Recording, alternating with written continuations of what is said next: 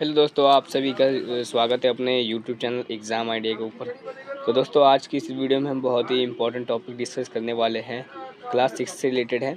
और इसके अंदर क्या डिस्कस करेंगे हम, जितने भी इम्पोर्टेंट क्वेश्चन, वन शॉट रहने वाली ये वीडियो, सारी बुक कवर करिए। तीनों की तीनों बुक में से जितने भी चैप्टर आने वाले हैं सभी को कवर किया गया है, और उसमें जितने भी इम्पोर्टेंट क्वेश्चन हैं, ठीक है, पूरी रिसर्च और एनालिसिस के बाद ही क्वेश्चन बनाए गए हैं जो डायरेक्ट आपके एग्ज़ाम्स के अंदर आते हैं और पिछले को कई सालों पीछे आ रहे हैं क्वेश्चन।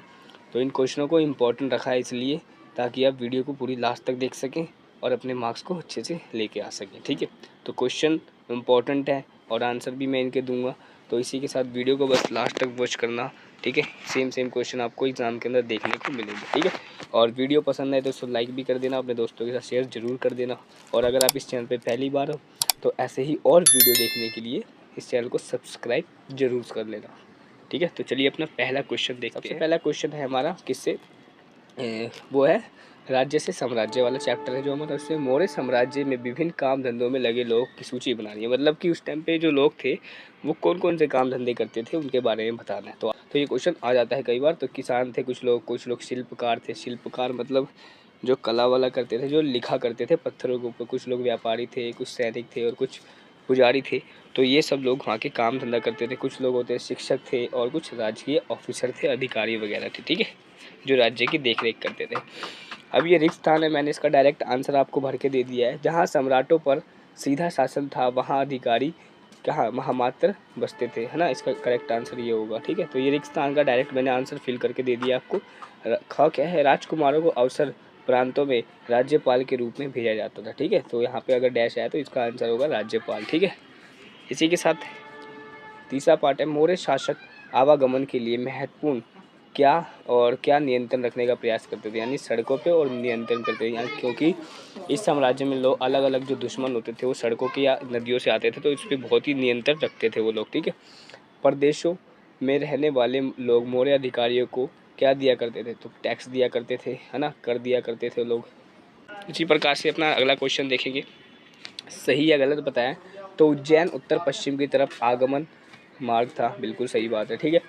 सेकंड पूछा, आधुनिक पाकिस्तान और अफगानिस्तान के मौर्य साम्राज्य के अंदर आते थे, बिल्कुल सही है, ठीक है। वहीं से लोग एंट्री करते थे। ग पूछा है, चंद्रगुप्त के विचार अर्थशास्त्र में लिखे गए हैं, गलत है, ठीक है। अर्थशास्त्र चाणक्य द्वारा लिखे गए हैं, ठीक है। इसके बाद आ जाता है कलिंग बंगाल का प्राचीन नाम था, गलत है, ठीक है। आगे देखते हैं, अशोक के ज़्यादातर अभिलेख ब्राह्मी लिपि में लिखे हुए हैं, बिल्कुल सही है, ठीक है। प्राकृत भाषा में नॉर्मल लैंग्वेज में लिखे गए हैं, तो ब्राह्मी लिपि बोलते हैं, ठीक है। यहाँ से जो लॉन्ग क्वेश्चन आते हैं वो स्टार्ट होते हैं। तो क्वेश्चन नंबर 1 यहाँ से क्या होने वाला है, देखिए फटाफट पढ़ते हैं। बुद्ध ने लोगों तक अपने विचारों को प्रसार करने के लिए किन किन बातों पर जोर दिया। तो सबसे पहले उन्होंने क्या जोर दिया, वो बिल्कुल शांत स्वभाव के व्यक्ति थे। अहिंसा और करुणा पर बल देना, यानी कि लड़ाई झगड़े करे बिना और बिल्कुल प्यार से सभी चीज़ों का सॉल्यूशन ढूंढ लेना। लोगों को आत्मज्ञान और सत्य की खोज के लिए प्रेरित करना। कर्म और उसके प्रभाव की शिक्षा देना, ठीक है। और क्या करना, समाज और समानता का भेदभाव, ठीक है, रहित जीवन बनाना, मतलब इन सभी को दूर करना, ठीक है। जो असमानता लोग फैलाते हैं तो सभी लोगों को समान समझना और भेदभाव ना किया जाए उनके अंदर, सभी एक तरह के लोग हैं, ठीक है। सांसारिक सुखों और लोभ से दूर रहने की बात है ना, कि जो, ठीक है। आगे देखते हैं, सही और गलत बताना इस क्वेश्चन में।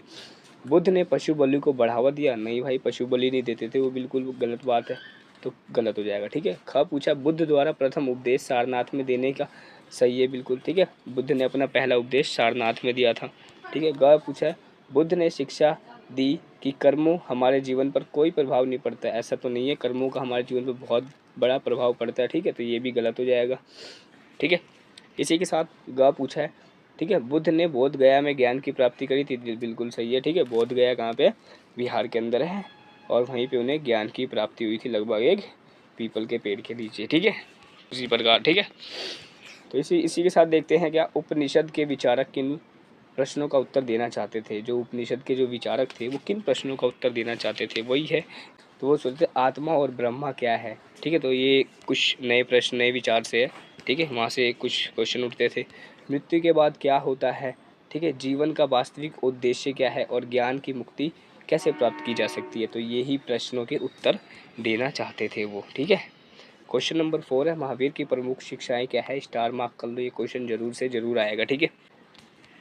ठीक है, तो इनका क्या था, प्रमुख शिक्षाएं क्या थी, अहिंसा, ठीक है, अहिंसा को बढ़ावा देना, यानी कि लड़ाई झगड़े, किसी भी जीव को नुकसान पहुंचाए बिना, चाहे एक चींटी से लेके कोई भी छोटा सा जीव जंतु हो उसको बिना नुकसान पहुंचाए अपना जीवन करना, हमेशा सत्य के मार्ग पे चलना, ठीक है, सत्य बोलना और उसका पालन करना, ठीक है। अब ग्रहित है ना, कम से कम चीज़ों को संतुष्ट करना है ना, लोग लालच ना करना ज़्यादा से ज़्यादा, ठीक, आस्ते, ठीक है, बिना अनुमति किसी वस्तु को ना लेना, ठीक है, बिना किसी परमिशन से किसी का सामान नहीं छेड़ना चाहिए, ठीक है।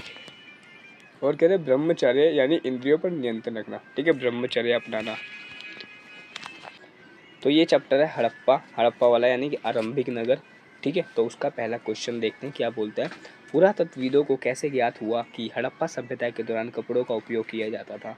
सिंपल है, बहुत इजी क्वेश्चन है। क्या होता था उस टाइम पे, जब लोग पुरातत्वविद होते हैं, जो आर्कियोलॉजिस्ट होते थे, वो खुदाई करते थे तो वहाँ पे सूती के जो कपड़े होते थे ना, उनके टुकड़े मिलते थे यानी अवशेष मिलते थे वहाँ पे, जिससे पता चलता था कि हड़प्पा सभ्यता के दौरान कपड़ों का उपयोग किया जाता था। इसके अलावा इस कुछ मूर्तियों पर खुदे हुए डिजाइन भी इसका प्रमाण मिलता है, ठीक है, वहाँ पे खुदे हुए मूर्तियों के डिजाइन भी मिले थे, जिससे पता लगा था यहाँ पे कपड़ों का उपयोग किया जाता, ठीक है। निम्नलिखित का मिलान करना है, तो डायरेक्ट मैंने मिलान कर दिया, ठीक है। अब तांबा कहाँ से आता है, गुजरात से, ठीक है, सोना अफगानिस्तान से होता था, टीन राजस्थान से और बहुमूल्य पृथक कर्नाटक से, ठीक है। तो ये इसके करेक्ट आंसर होने वाले हैं। चलिए इसी के साथ देखते हैं थर्ड क्वेश्चन क्या पूछा है, हड़प्पा के लोगों के लिए पशुपति, लेखन, पहिए और हल क्यों जरूरी थी, यानी कि लेखन, पहिए और हल इसलिए जरूरी थी, ठीक है। जो लेखन होता था वह व्यापार और प्रशासनिक उपयोग का किया जाता था, कुछ लिखने के लिए करते थे। पहिए किस लिए करते थे, बढ़ना, पहिए परिवहन और बर्तनों के निर्माण के लिए सहायक होते थे। हल किसके, कृषि के लिए उपयोग किया जाता था। सिंपल क्वेश्चन, ठीक है।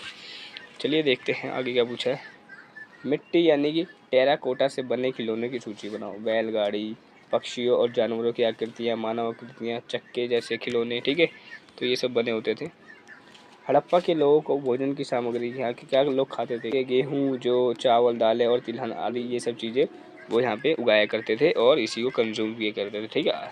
फल सब्जी भी होती थी उसमें, ठीक है। चलिए 6th क्वेश्चन देखते हैं, हड़प्पा के किसानों और पशुपालकों का जीवन, ठीक है, यानी कि हड़प्पा के किसानों और पशुपालकों का जीवन कैसा था। हड़प्पा के किसान और पशुपालक उन्नति कृषि प्रणाली पर पालन करते थे, यानी कृषि को अपनाते थे और अपने जानवर पालते थे। वे नहरों और जलाशयों का उपयोग करते थे सिंचाई के लिए, विभिन्न प्रकार की फसलों की खेती करते। उनके पास पालतू पशु जैसे गाय, भैंस, भेड़, बकरी वगैरह ये सब भी हुआ करते थे, ठीक है।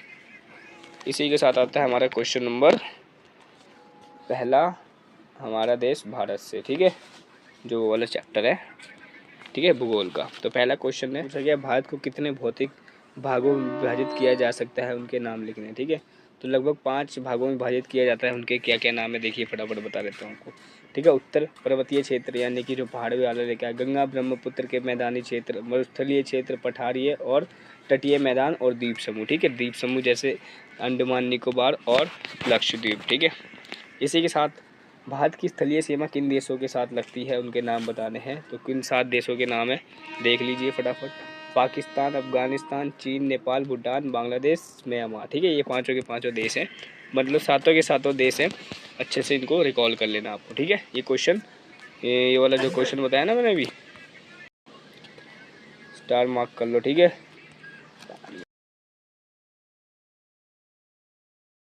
फिर फोन करेगा तभी तो। भारत की 2 प्रमुख नदियां जो अरब सागर में गिरती है, तो नर्मदा और तापी नदियां जो अरब सागर में गिरती है, ठीक है। चलिए आगे देखते हैं, गंगा एवं ब्रह्मपुत्र के संगम में बनने वाले डेल्टा क्षेत्र का नाम यानी कि समुद्र सुंदरबन डेल्टा, ठीक है। ये 1 नंबर का आता है, इसको भी स्टार मार्क कर लीजिए, बहुत इंपॉर्टेंट है, ठीक है। जो मैं बता रहा हूँ वो यानी कि आएगा पक्का।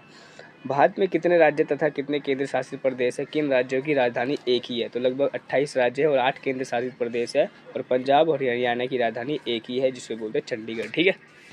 चलिए आगे देखते हैं, ठीक है। उत्तरी मैदानों में अधिक जनसंख्या क्यों निवास करती है। सिंपल है भाई, कहीं भी जनसंख्या अगर अधिक निवास करती है तो इसका मतलब क्या है कि वहाँ की मिट्टी अच्छी है, वहाँ की फैसिलिटी अच्छी है। तो उत्तरी मैदानों का जो मिट्टी है ना, उपजाऊ है, भूमि जल की उपलब्धता हो जाती है, अनुकूल जलवायु के कारण जनसंख्या अधिक निवास करती है, ठीक है, इसलिए।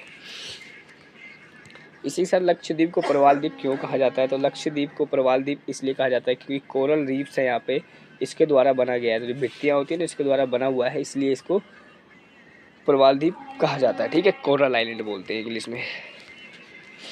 सही और गलत को उत्तर बताना। हिमालय के ठीक है दक्षिणी भाग को क्या कहा जाता है? तो शिवालिक बोला जाता है। ठीक है, और सह्याद्री को अन्य किस नाम से जाना जाता है? तो पश्चिमी घाट के नाम से जाना जाता है सह्याद्री को। ठीक है, ये क्वेश्चन आपको देखने को मिलेंगे एग्जाम के अंदर। ठीक है, निम्न ठीक है जल डमरू मध्य किस देश के बीच में है? ठीक है, तो यहाँ पे क्वेश्चन सही कर लेना। ये पे यहाँ पे नहीं है, तो यहाँ पे पूछा है कि पाक जल संधि किन दोनों देश के बीच में है? ठीक है, तो भारत और श्रीलंका के बीच में, तो करेक्ट आंसर हो जाएगा। ठीक है, पाक जल संधि का नाम पूछा है। अरब सागर में स्थित भारतीय द्वीप समूह कौन से हैं? लक्षद्वीप। ठीक है, और अगर बंगाल की खाड़ी में पूछे तो हमारा क्या हो जाएगा? अंडमान निकोबार। ठीक है, चलिए इसी के साथ पूछते हैं। भारत की सबसे पुरानी पर्वत श्रृंखला अरावली है। ठीक है, आगे देखते हैं। खालिस्तान भरना है।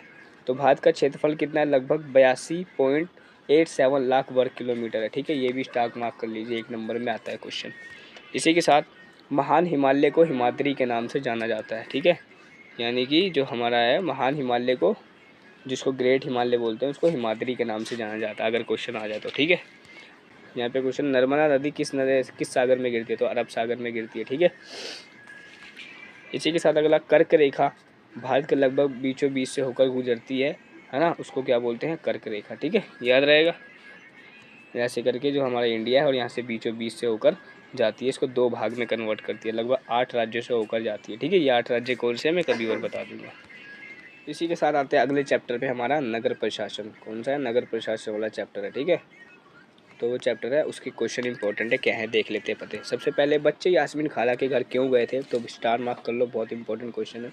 बच्चे यास्मीन खाला के घर इसलिए गए थे क्योंकि वे जानना चाहते थे कि नगर निगम कैसे काम करता है, शहर की सफाई व्यवस्था किस तरीके से चलती है। ठीक है, तो ये इस क्वेश्चन का आंसर हो गया। सेकंड क्वेश्चन देखिए, नगर निगम कार्य के लिए निवासियों का जीवन किस तरह प्रभावित कर सकता है? यानी कि अगर नगर निगम कुछ ऐसे काम करती है जिससे आसपास के लोगों का जीवन प्रभावित होता है, कुछ उनके लाइफ में चेंज आता है, तो वो क्या होता है? ठीक है, जैसे कोई सफाई व्यवस्था कर दी, यानी कि कचरा प्रबंधन हो जाएगा, नालियों का प्रबंधन कर दिया जाएगा, तो लोग वहाँ के लोग ठीक से ठीक है उसका फ़ायदा उठा पाएंगे। जल आपूर्ति हो जाएगी। ठीक है, जल टाइम से उनके घर तक पहुँचेगा। ठीक है, साफ़ सफाई, पीने योग्य जल होगा। स्वास्थ्य सेवाएं होगी, जैसे अस्पताल, डिस्पेंसरी, टीकाकरण, इस तरह के कुछ काम किए जा सके थे। ठीक है, सड़क एवं बिजली व्यवस्था कराई जा सकती है। ठीक है, तो ये जो भी काम है वो यहाँ के लोगों को प्रभावित कर सकता है। ठीक है, कोई भी काम होता है। नगर निगम पार्षद कौन होता है? बहुत इंपॉर्टेंट क्वेश्चन, स्टार मार्क कर लो इसको। नगर निगम पार्षद वह व्यक्ति होता है जिसे नगर निगम क्षेत्र के लोगों द्वारा चुना गया होता है। वह अपने वार्ड से समस्याओं को नगर निगम में उठाता है और उनके समाधान के लिए काम करता है, उसी को बोलते हैं निगम पार्षद। ठीक है, आगे बढ़े। चलिए, गंगाबाई ने क्या किया और क्यों किया? ठीक है, गंगाबाई ने क्या किया और क्यों किया? गंगाबाई ने नगर निगम के दफ्तर में जाकर अधिकारियों से शिकायत की, उनके क्षेत्र में सफाई ठीक से नहीं हो रही थी। उन्होंने ये कदम इसलिए उठाया ताकि इनके इलाके में साफ सफाई की व्यवस्था अच्छे से की जा सके। नगर निगम अपने काम के लिए धन कहाँ से प्राप्त करता है? ठीक है, तो नगर निगम अपने काम के लिए संपत्ति कर से, जल कर से, व्यापार लाइसेंस शुल्क लगा के, सरकार से अनुदान और पार्किंग शुल्क और अन्य सेवाओं से प्राप्त करता है। तो ये सारे हैं जहाँ से इसको पैसा प्राप्त होता है। तो दोस्तों, इसी के साथ ये वीडियो ख़त्म होती है। ठीक है, कंप्लीट। इस वीडियो का पर्पस यही था कि आपको एग्ज़ाम से पहले जितने भी इंपॉर्टेंट क्वेश्चन है एसएसटी के क्लास 6 के, वो सारे बता दिए जाए, जिससे कि आपको कॉन्फिडेंस आ जाए कि एग्ज़ाम के अंदर किस तरीके से क्वेश्चनों को हल करना है और क्या क्या क्वेश्चन आने के चांसेस है, उनको पहले से प्रिपेयर करके जाना। ठीक है, अच्छे से प्रिपेयर करके जाना, और ये सारे क्वेश्चन आपको देखने को मिलेंगे एग्ज़ाम के लिए, एग्ज़ाम्स के अंदर आपको देखने को मिलेंगे। ठीक है, तो इसी के साथ इस वीडियो को यहीं पे एंड करते हैं, बाकी मिलते हैं नेक्स्ट वीडियो। अगर कोई कंसेप्ट आपको समझ नहीं आएगा या फिर कोई किसी में डाउट होगा तो आप कमेंट करके बता सकते हैं, मैं उन सभी को अच्छे से एक्सप्लेन कर दूंगा नेक्स्ट वीडियो के अंदर। ठीक है, और इसी के साथ ठीक है, तो अगली वीडियो किस टॉपिक पे चाहिए कमेंट करके मुझे ज़रूर बताएं। ठीक है, इसी के साथ मिलते हैं नेक्स्ट वीडियो में, तब तक के लिए थैंक यू सो मच, आप सभी को गुड लक।